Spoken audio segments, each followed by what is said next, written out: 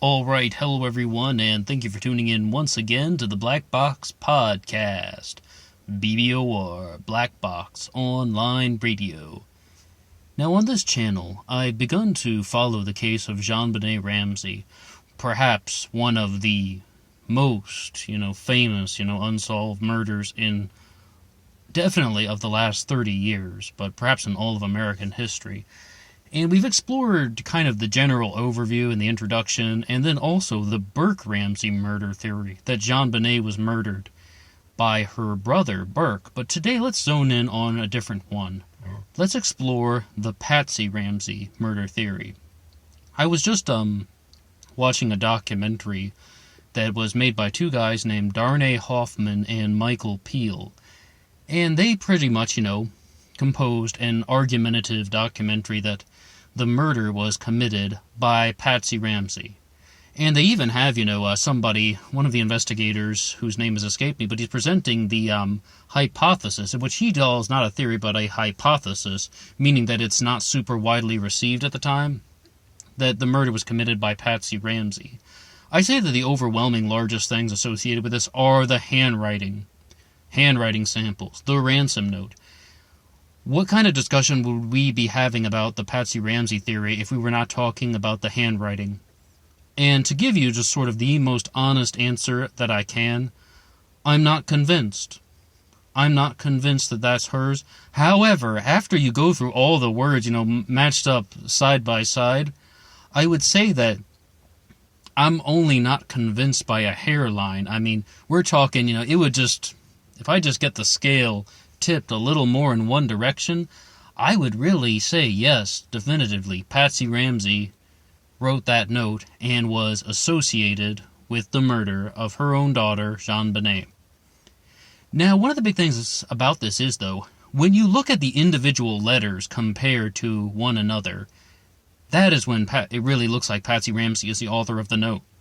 But when you look at a lot of the words that Patsy has written, and, it's like, when you look at the entire sentences, like if they compare a sentence from the ransom note versus one sentence from Patsy Ramsey, then it starts to look quite different. And John Ramsey, I mean, you can believe him or not, of course he's going to try and protect his wife, right? But he is just sort of saying that the ransom note is filled with misspellings. And Patsy Ramsey didn't do that. I mean, which, to his, I think it's safe to say that, she knew how to spell words like business and stuff like that. I could believe that.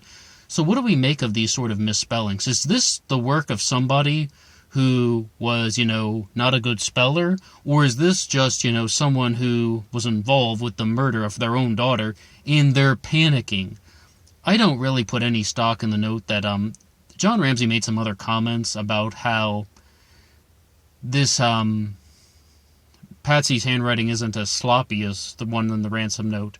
And I was like, I don't put any stock in that. I mean, if she had just been involved in the murder of her own daughter, is she gonna be pristine and perfect with every single O and every single E? No, she's gonna be nervous as fuck. I mean, I can only imagine. I've never actually gone through that experience myself, but one can only fathom, So one of the biggest things that we also need to look at is, if Patsy Ramsey was the murderer, well, what happened? How does this unplay? Well, the theory that is put forward is that JonBenet wet the bed that night. JonBenet was a consistent bedwetter, and Barbara Walters even brought this up to Patsy Ramsey in their interview. And the sort of unraveling of the theory is that JonBenet wets the bed. There is a balled-up red turtleneck on the floor of either the bathroom or JonBenet's room, not sure which, but there's this balled-up turtleneck that had been discarded, and they believe JonBenet was wearing it when she went to bed, and Patsy Ramsey told that to the police. JonBenet wets the bed in the middle of the night, and Patsy is trying to clean her up, and it's actually Patsy Ramsey that caused the damage to JonBenet's genital region, and Patsy Ramsey is the reason why there's certain contaminants on JonBenet's clothing and touch DNA. That all came from some person that Patsy Ramsey was in contact with, and then that was transferred from Patsy to JonBenet. And throughout, the sort of ordeal, I mean, just went through the act of Patsy changing JonBenet, she either hit JonBenet's head on the side of the bathtub, or what is perhaps more likely, maybe actually on the kind of metal bath faucet. I mean, I don't exactly know that word. You know, like a faucet, right? But the metal piece of the bathtub where the water comes out, like the faucet in the bathtub, or the handle in the bathtub, and she hit JonBenet's head there, which caused the head wound. Well, when we talked about the Burke-Ramsey murder theory, and Dr. Werner Spitz said very clearly that it does not take a lot of force to cause an enormous amount of damage to a 6-year-old skull.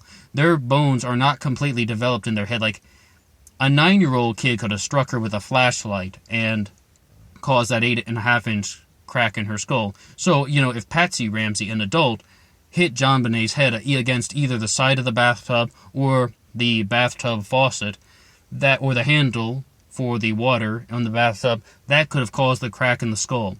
But the hypothesis continues, because then, that would also say that JonBenet is now unconscious. And one of the big things that they note about this is she would have appeared to have been completely dead, suffering a head wound like that. And there's sort of like, the reason why JonBenet was found with her hands, and like, her hands were above her head when she was found.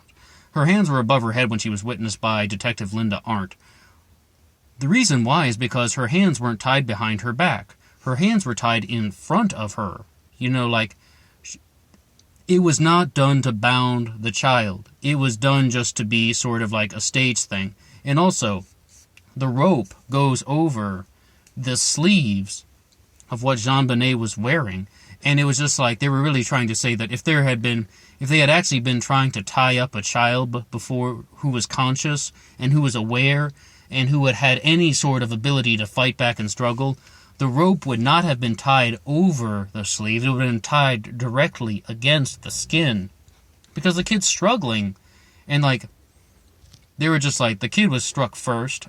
By the kid, I should say, JonBenet was struck first, and then somebody staged the scene. All the materials in the house that were used in this were from the home. The garrote was done with Patsy's paintbrush, and they believe that Patsy committed the murder, which at first was just an accident, and then they actually believe that she created the garrote and, tied JonBenet's hands loosely with this cord, and then began, to either...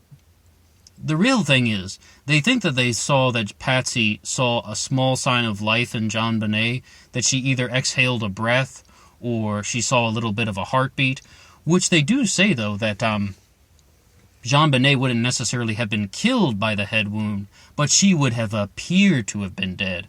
So then, Patsy takes the garrote, she makes the first weapon she can think of and choked her to death.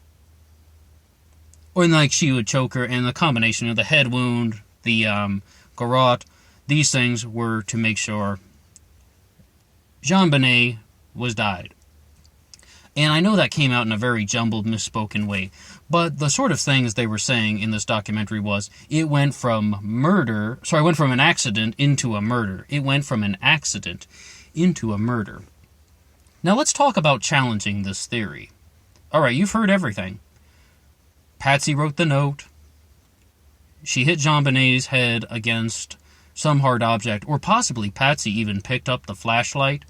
And one of the big things that they say that would go in favor of Patsy being the murderer as opposed to Burke-Ramsey is the pineapple was not found in her stomach when they did the autopsy. The pineapple was found in the small intestine, which means that she was eating pineapple that night, but they don't believe that she got into an altercation with Burke over it, because if it had been an altercation with Burke, then they would have found it in the stomach. It wouldn't have reached that level of digestion. This had to have been something a little bit later. This had to have been something that was happening later in the night. And they do, I believe they also did find urine on JonBenet's plastic sheet, and she had that notorious problem with bedwetting. So that's really something that's trying to eliminate Burke as the killer, and in favor of Patsy Ramsey. Just through the problems of JonBenet's consistent bedwetting, they think she just lost control and she hit her. Could have been with the flashlight. She could have hit her on the side of the bathtub. That's what they're saying. I would say, though, when they recreated the forensic test on the CBS documentary, it does not look like anything associated with getting your head hit on the side of a bathtub or a bath faucet or a handle or something like that.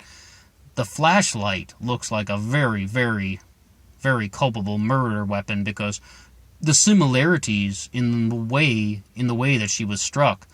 I mean, it looks like she was struck, either with something like the wide part of a flashlight or a hammer. It does not look like anything associated to the side of the bathtub. But one of the ways to challenge this theory is that the way that detective was presenting this it's almost like John Ramsey has no part of this. Then he sort of just figured it out, caught on earlier on, and then he just kind of went along with it. I mean, it's starting to get a little silly. But can I say, though, does it not sound implausible that Patsy Ramsey would have seen a breath from her daughter and then said, oh, she's still alive? Well, you know what I need to do? I need to choke her with my own paintbrush until she's dead. I don't necessarily know if that's the most normal motherly instinct. I mean, if she had seen signs of life, wouldn't she have been I think the much more normal instinct associated with that would have been, all right, let's call an ambulance and I'll just tell them that she fell out of the bathtub or something, or make up some silly story. And that could have been its whole mystery by itself. But to me, that just sounds like, I just don't know how plausible that is. That is the hypothesis that this detective did put forward in this, documentary, when he's just like, Patsy most likely recognized a sign of life in JonBenet, and then she thought, oh wow, I have to finish the job? Even we're talking motherly instinct, fatherly instinct, parental instinct. Why would you... that just doesn't really make any logical sense. I know he's trying to say she didn't want to get caught and she didn't want to get blamed for it, but to me, that's just a little bit beyond belief. However, though, crazier things in the world have happened. Let's talk about the handwriting one last time. John Ramsey brought up the statement about why Patsy Ramsey's handwriting looks somewhat similar. He has stated that she, we're all taught to write the same way. And the very first thing I said about this, when I saw the similarities between Patsy Ramsey's handwriting and that handwriting, I was like, yeah, I used to make some of my letters like that. I used to make my S's like that. I wasn't convinced by anything.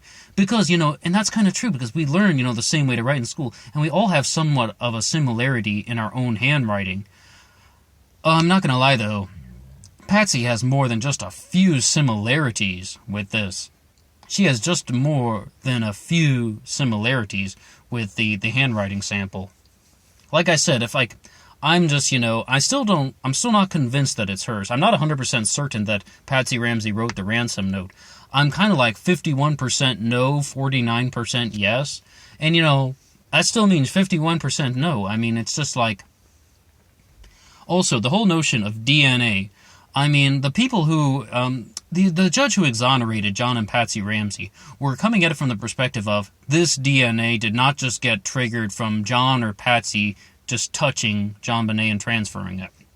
The Patsy Ramsey murder theory, as I understand it, is completely contingent upon touch DNA. They found DNA on JonBenet's leggings and JonBenet's underwear that belonged to a different unidentified male. And the judge who exonerated them looked at the evidence and was just like, there's no way that this type of DNA could have come from just Patsy Ramsey having some contact with another man and, shaking hands with somebody, and then his DNA gets on JonBenet when she's changing her diaper or putting on her clothes to help dress her. It's the judge was just like, that is not what happened. It was too much. It was just, a different scenario, completely different scenario. They believe that JonBenet was molested by an outside intruder. And that's why John and Patsy were exonerated. But real fast, what do you think? Did Patsy Ramsey murder JonBenet, or is there any other possibility? Thank you for listening to my just exploration on the Patsy Ramsey murder theory. If you have anything to say at all, please drop a comment below. And until next time.